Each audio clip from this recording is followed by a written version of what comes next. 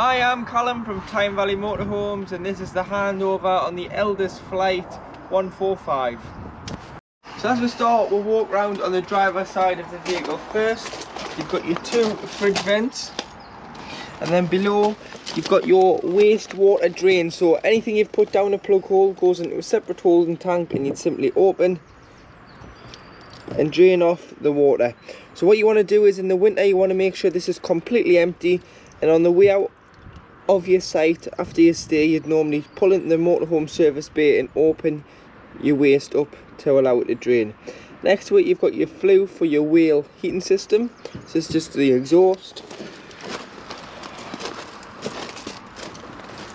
and then your tri-mark key does your lockers. One does your habitation door, which is this one, and one does your water filler, as it's lockable.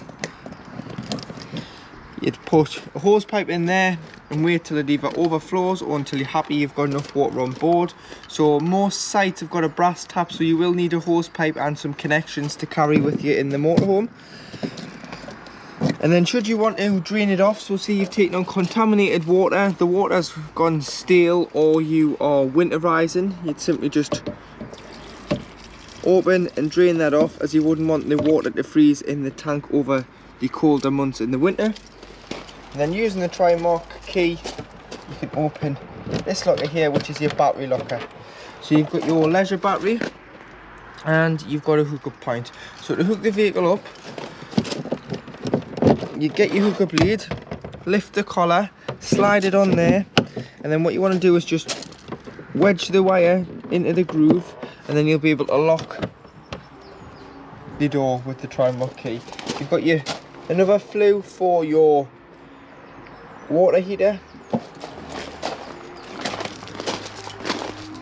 high level brake light and reverse camera, and then your bike rack on the back. So you just pull down, put your wheels through here, put these through the spokes and tie the wheels to the rails, and then you put these through the crossbar. So you've got your first and second bike. Then you'd probably want to put some sort of security lock around your bikes just to stop them anything happening if you want to pull over and leave the vehicle unattended. This side's your LPG locker, so you can fit two 6 kilogram colour bottles in here. So once the bottle's in, use the strap provided and strap the bottle on board. Make sure it's off when travelling, and then to connect the pigtail to the bottle, it's a left-hand thread, so opposite threads with it being gas. Then you'll need an adjustable wrench or gas spanner to nip this up and tighten it onto the bottle.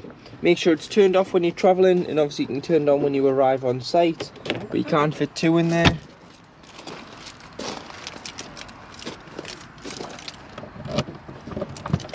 And here you've got storage underneath your bench seat at the back.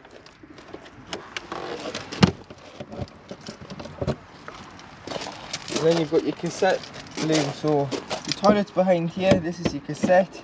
So as long as the blade's closed on the bottom bowl of the toilet, which is the grey lever, you'll be able to lift and slide out. You've got a handle so you can drag it to your waste disposal site, which is behind or beside your showroom block. And then to empty, you'd simply take the grey cap off, press the button at the back, lets it all flow.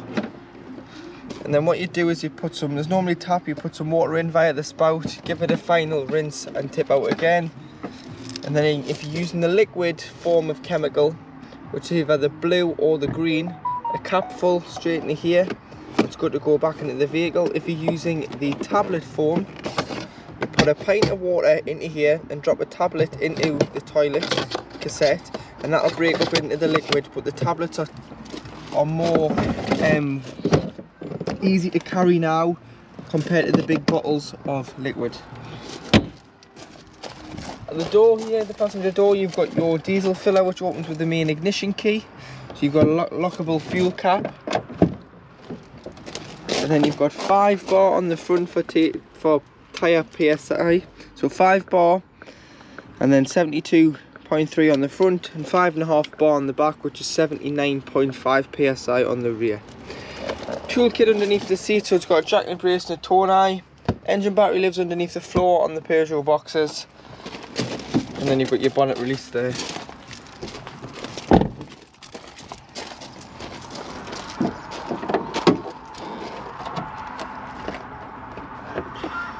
So here you have a positive for a jump start and a negative just on this earthen point here beside the headlight. And then you've got all your fluids this side, so you've got screen wash, power steering fluid, brake fluid, engine coolant, engine oil and engine oil dipstick. And then you've got your weight plate there, so it's 3.3 ton gross vehicle weight. If you were to put a tow bar on and tow, you can tow an extra 2 ton behind you, so the train weight and the trailer combined, so the motorhome and the trailer, which is your train weight, can't exceed 5.3 ton. Beside the habitation door, you've got your main 12 volt control panel. If you're not hooked up, you will just get 12 volt off the main leisure battery. If you are hooked up, you'll get 240 volt and you'll be able to work the 3-pin plugs. So you've got a master switch here, which turns the vehicle on and off on 12 volt or 240 volt. You've got your lights, which is your master switch for all your lights inside the vehicle, which are all then individually switched. Your awning is your awning light outside the vehicle. And you've got your pump here, so should you have enough water in on board, you can turn your pump on, which will pressurise the water through the taps, toilet and shower. At the top here, it's showing you the voltage of your leisure battery, but if you click the water switch, it'll then tell you how much water you've got in. So you've got just under a full tank of water there, so you can have the pump on to use the taps, toilet and shower. You've got a full fly screen on that door. When it's open, that'll come across, and to lock the door you just lift, so it's showing green, which means you can open it, make it show red, and that means the door is locked from the inside. And beside, you've got your electric step switch, so you can have your step either in or out, but this will automatically retract when the engine is started. So now in the kitchen area, so you've got an electric hot plate, which is this one here, which indicates by the red light on mains electric only, so you've got to be hooked up for that to work. And then you've got 3 gas rings using the ignition on the front of the cooker to light the gas. You've got 3 lit gas rings, allow it to cool before you put the glass top down. And then below you've got your grill. You may want to take your grill pan out when travelling or wrap it up. And then below that you've got your oven. Underneath you've got these red taps, which are gas isolation taps. These are mainly for when the vehicle is habitation serviced. Any problems with gas, turn the bottle off just to be safe. Storage in these. And then to operate your fridge, so at the moment we've got your fridge on gas, so it's down to gas. And then to light on gas, you'd simply turn the temperature, push it in, push the ignition, and you'll see when this orange line goes into green, that means it's lit. So that's lit on gas at the moment. So you'd use gas if you're wild camping. You'd use the battery if you've pre-chilled the fridge beforehand. So if you're lucky enough to keep this at home, hook it up a couple of days before, put it on a hookup, which I'll show you how to do in a moment. Then the night before, put your shopping in, allow that to get nice and chilled, and then you'd put on a battery, so no matter if you travel half an hour down the road or you travel further, your shopping should stay nice and fresh, because it's turning the fridge into a cool box, which just keeps the temperature the same. Or of course you can use the battery if you're travelling from one site, you've stayed overnight at one site and you're travelling to the next, obviously the fridge will be chilled as well.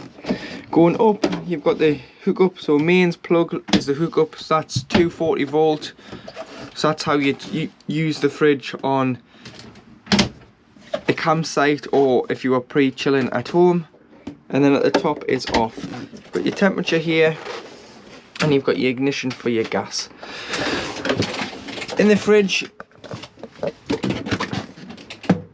you've got a freezer box, and then when you finish with it, as part of the winterization process, so you've done all your water, so you've done your waste and you're fresh from outside, clean your fridge out, and then if you just press this little catch in, 2 toggles come out, stops the door from shutting properly and allows air ventilation in and out of the fridge.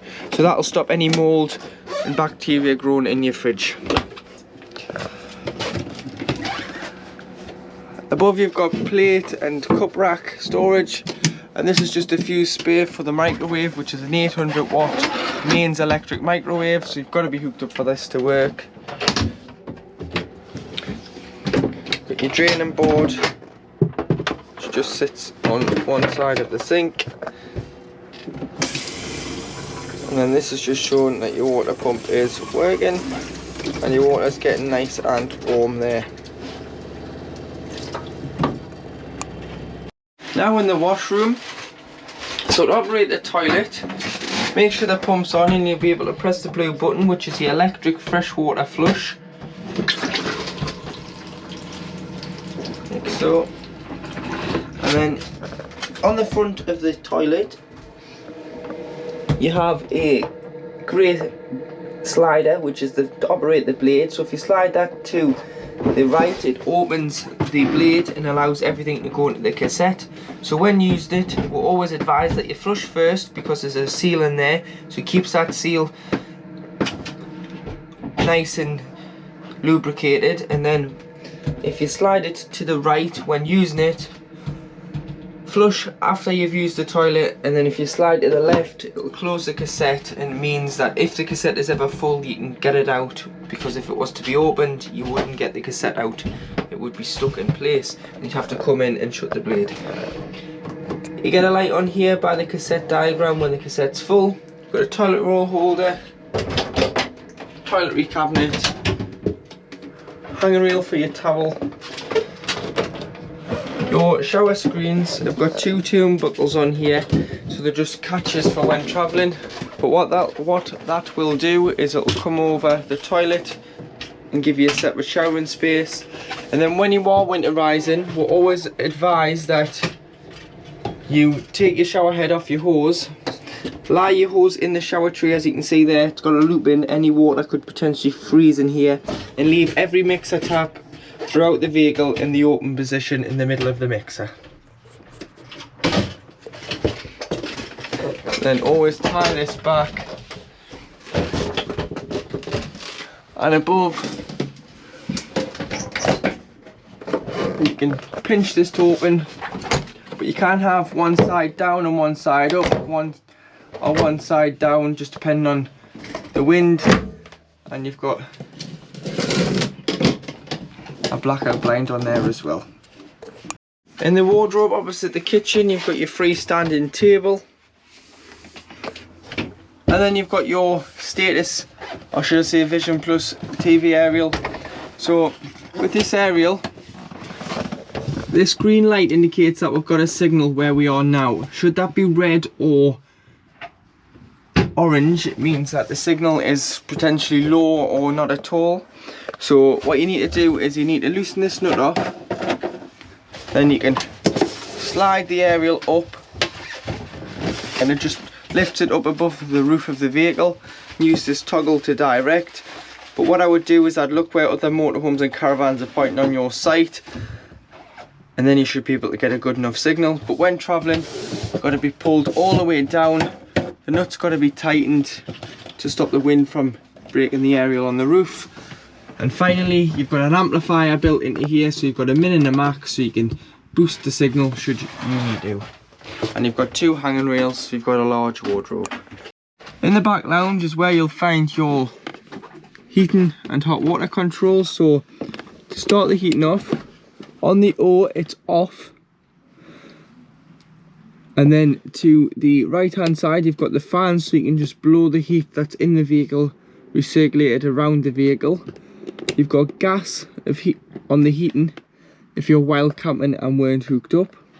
And then the left hand side you've got one wiggly line, which is 1 kilowatt of electric, should you be on a smaller CL site, which gives you a lower current through the hookup lead on the ampage. And then you've got 2 kilowatts of electric, 3 kilowatts of electric, and finally at the bottom you've got what's known as mixture 2, which is gas and 2 kilowatts of electric. So this is both sources together, which will reduce the time it takes to heat the vehicle. So normally you would use this in the winter months should you be away and the vehicle's cold and you want to just give it that boost to get the vehicle up to temperature a lot quicker than usual. You would put this on for about 20 minutes, half an hour, and then what you would do is, if you were on a, you would just turn it onto the electric setting after there, and you wouldn't waste your gas, and that'll just keep the temperature the same by maintaining it. Here you've got your temperature, so at the top you've got 30 degrees, in the middle you've got about 15, so you can just adjust the temperature to what you want it to be set at. And below you've got your water heater. So this side you've got gas, so if you were away while camping you'd have to heat your water on gas, so you just turn down to the gas flame, which is on the left hand side. And then this side off's in the middle, and this is electric, so you've got 1 kilowatt of electric or 2 kilowatts of electric, and again you can have gas and electric on together should you be in a desperate need for water, hot water. So say you're showering in the vehicle, it's only a 10 litre boiler, so it may be the case of a quick colder shower, or one person have a shower, then you wait for the water to heat up again before the second person goes in. And then off's on the hose, but we'll leave that on. Light here for above the lockers, and then you've got a 3-pin plug, a 12 volt and a TV aerial. So this is where you would fit your TV. You will just need a TV bracket to be fitted on here somewhere. So you've got your telly points. Underneath the long bench seat in the U-shaped lounge on the driver's side of the vehicle is where you will find your trips on mains electric, and then below you've got all your 12 volt fuses for your leisure battery. So this is anything that runs off the leisure battery, so your lights, your boiler, your radio, everything. So it would be a good idea to carry some spare blade fuses with you, so if one does blow a fuse you can just take it out and replenish the fuse. And then in the back corner you've got your water pump there, and then this yellow tap here is for winterizing the vehicle. So like I've said, from outside you'd open the fresh and the waste to stop any water from freezing in the tanks that are on the chassis. You'd then open all the taps within the vehicle and remove the shower head and lie the shower hose in the shower tray. And then this boiler holds 10 litres of water. If the 10 litres of water were to freeze in this boiler, the boiler is then kaput. You need a new one. And it's not covered under any warranty, so what you've got to do is you've got to turn this the other way. You'd come in with no electric on, so you wouldn't put the panel on so the pump doesn't kick in. So at the minute the pump is kicking in to replenish the water that I've just let out there. So you turn the pump off, you point that to the sky, and then that would drain off the boiler. So underneath the vehicle you'll see 10 litres of water drain directly out underneath the van. Always make sure you do this, otherwise if you don't, that boiler will be broken, and it is quite expensive to repair the boiler. And the pipes and tanks on the motorhome are all plastic, so if these bust as well, you're looking at a very expensive repair bill. To make the bed, you simply pull your rails out. You've got your runners here. You'll get to these two little rubber grommets. You just lift the board over it and wedge it the other side just to stop it moving. And then what you'll do is you'll remove this centre section here, and you'd use the backrests to go in here, but I would turn all the cushions upside down. So I'll put the backrests in and I'll show you how it's done. So then you'll just use your backrest from here, remove that section at the back out and just slide it underneath, and then you can use your two backrests in the middle. And like I've said, turn your base cushions upside down, because I've got the bull nose of the cushion here, so you get the flatter surface to sleep on the backs, and you can put a fitted sheet, and it's far more comfortable to sleep on the backs than it is on the front. To operate the windows on the vehicle, you just loosen the toggles out, push out and turn to keep the stay of the window out, loosen to release. Always make sure the window and skylights are securely shut on the vehicle before travelling. And then you've got a fly screen and a blackout blind. and above on the back you've got little individual reading lights. So you've got them in both corners at the back, and then you've got your curtains as well. To open this skylight, you just press the button in, pull the bar back, pull it all the way, or pull it into the two little grooves there to keep it open for a nice bit of ventilation. And always make sure the bar is above the button to ensure that it's closed properly, and you've got a fly screen and a blackout blind for when you want to black the vehicle out. Your freestanding table in the wardrobe connects to this little table here via these little chrome brackets, so you just slide the freestanding table in, and then when you've got both cab seats turned you can dine 4 in this area.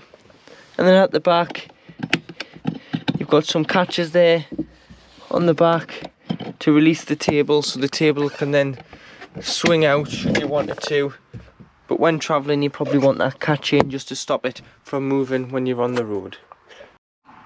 Your Luton bed, so you've got your ladder here which just clips on, so pull these back, you'll be able to lift this off the bar, push them in, it means it's locked onto the bar, and then you want to lock these in here.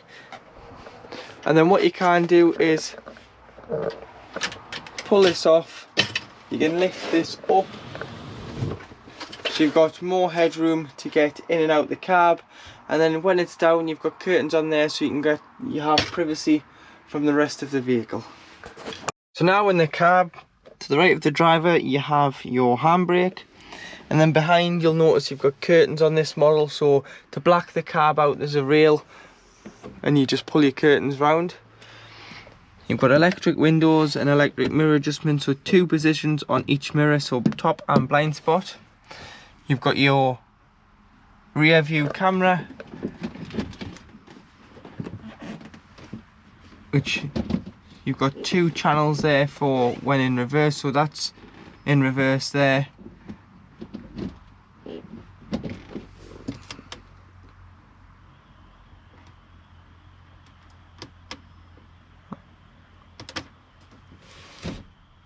And I can go back, and you can turn this off should you not want it to be on. You've got your headlight adjustment, your trip computer on the end of your wiper stalk, so that'll just go through this screen here and tell you MPG, instant consumption, range, distance travel, time it's taken, and so on. Steering wheel controls, lights and indicators, and at the bottom you've got cruise control, so you just turn it on, get your desired speed. You'll see on there it says cruise control on, you'll get the green little light, get your desired speed and just push up. And then should you want to accelerate, you just push up, there's a plus there, push up, slow, or bring it down to slow down. To cancel you can just press the end of the stalk or the brake. 6-speed manual gearbox with up into reverse. This locks the cab doors, so locks and unlocks the cab doors. Hazards, rear fog lights and heated mirrors, 12-volt points, lockable centre glove box there. So in there you do have some storage, and then you've got temperature, fan speed must be on at least 1 or more for the aircon to work, which is this one here. Then where you want it to go to, so where you want the distribution to go to, face, feet, screen, and whether you're bringing fresh air in or recirculating air that's already in the vehicle. Radio, so you just turn it on, it's FM AM radio. To save your favourite channels you just press 1 to 6, or you can press media and it'll go to a CD.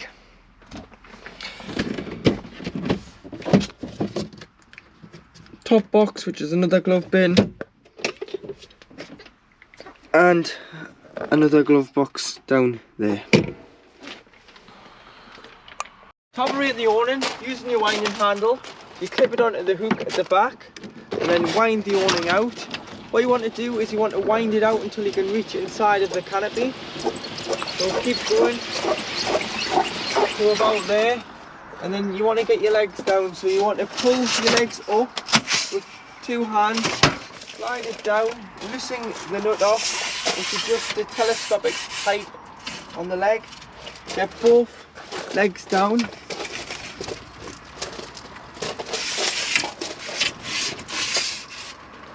And then what you want to do is you want to walk it out the rest of the way. So always get your legs down first, which gives a bit of support for these two arms. And then if you wind it out, and then just walk the legs out, keep winding.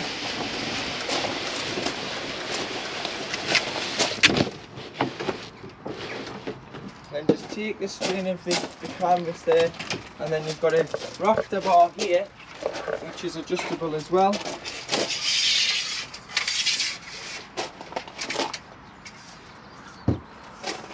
So